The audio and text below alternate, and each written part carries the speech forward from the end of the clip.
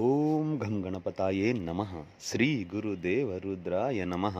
ಎಲ್ರಿಗೂ ನಮಸ್ಕಾರ ಸ್ನೇಹಿತರೆ, ನಾನು ನಿಮ್ಮ ಪ್ರಕಾಶ್.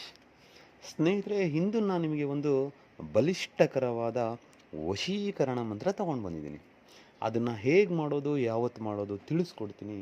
ಅದಕ್ಕೂ ಮುಂಚೆ ನನ್ನ ಚಾನಲ್ನ ಸಬ್ಸ್ಕ್ರೈಬ್ ಮಾಡಿಲ್ಲ ಅಂದರೆ ಸಬ್ಸ್ಕ್ರೈಬ್ ಮಾಡಿ, ಲೈಕ್ ಮಾಡಿ, ಶೇರ್ ಮಾಡಿ. ಹಾಗೆ ಬೆಲ್ ಐಕಾನ್ ಬಟನ್ ಪ್ರೆಸ್ ಮಾಡೋದನ್ನ ಮರಿಬೇಡಿ.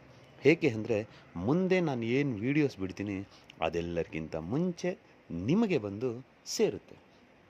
ಬನ್ನಿ ಅದರ ವಿಧಿ ವಿಧಾನ ತಿಳ್ಕೊಣ. ಸ್ನೇಹಿತರೆ, ಮೊದಲನೇದಾಗಿ ಈ ಕ್ರಿಯೆಯನ್ನು ನೀವು ಸೋಮವಾರದ ದಿನ ಮಾಡಬೇಕಾಗುತ್ತೆ. ಮತ್ತು ದಿಕ್ಕು ಬಂದು ಉತ್ತರ ದಿಕ್ಕು ಇರುತ್ತೆ. ಮತ್ತು ಮಂತ್ರ ಪಠನೆ 108 ಸಾರಿ ಮಾಡಬೇಕಾಗುತ್ತೆ. ಒಂದೇ ಒಂದು ದಿನ ಮಾಡಿದರೆ ಸಾಕು. ಮತ್ತು ಅದಕ್ಕೆ ಅವರ ಫೋಟೋ ಬೇಕಾಗುತ್ತೆ.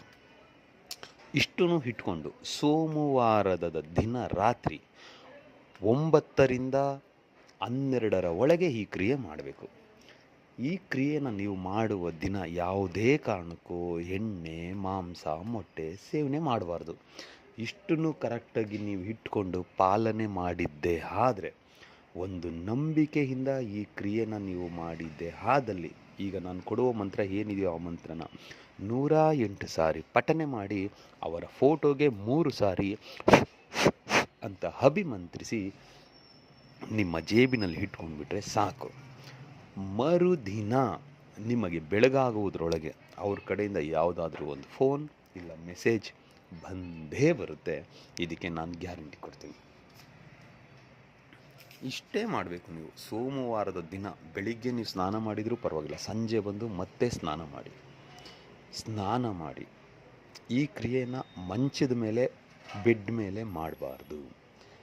ನೆಲದ ಮೇಲ್ಗಡೆ ಕೆಳಗಡೆ ಯಾವುದಾದ್ರೂ ಆಸನ ಹಾಕ್ಕೊಂಡು ಉತ್ತರ ದಿಕ್ಕಿಗೆ ಮುಖ ಮಾಡಿ ಕುಳಿತುಕೊಂಡು ನಿಮ್ಮ ಮುಂದೆಗಡೆ ಇಲ್ಲ ನಿಮ್ಮ ಬಲಗೈಯಲ್ಲಿ ಅವರ ಫೋಟೋವನ್ನು ಹಿಡ್ಕೊಂಡು ನಾನು ಕೊಡೋ ಮಂತ್ರನ 108 ಸಾರಿ ಪಠನೆ ಮಾಡಬೇಕು. ಅಮುಖಿ ಅನ್ನೋ ಜಾಗದಲ್ಲಿ ಅವರ ಹೆಸರನ್ನು ಸೇರಿಸ್ಕೊಳ್ತಾ ಪಠನೆ ಮಾಡಿದ್ದೇ ಆದಲ್ಲಿ ನಿಮಗೆ ಶುಭ ಸುದ್ದಿ ಬಂದೇ ಬರುತ್ತೆ.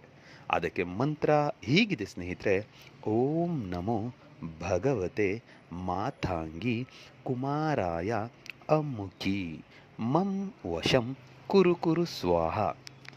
ಮಂತ್ರ ಇನ್ನೊಂದು ಸಾರಿ ಹೇಳ್ತೀನಿ ನೋಡಿ ಸ್ನೇಹಿತರೆ: ಓಂ ನಮೋ ಭಗವತೆ ಮಾತಾಂಗಿ ಕುಮಾರಾಯ ಅಮುಖಿ ಮಂ ವಶಂ ಕುರು ಸ್ವಾಹ.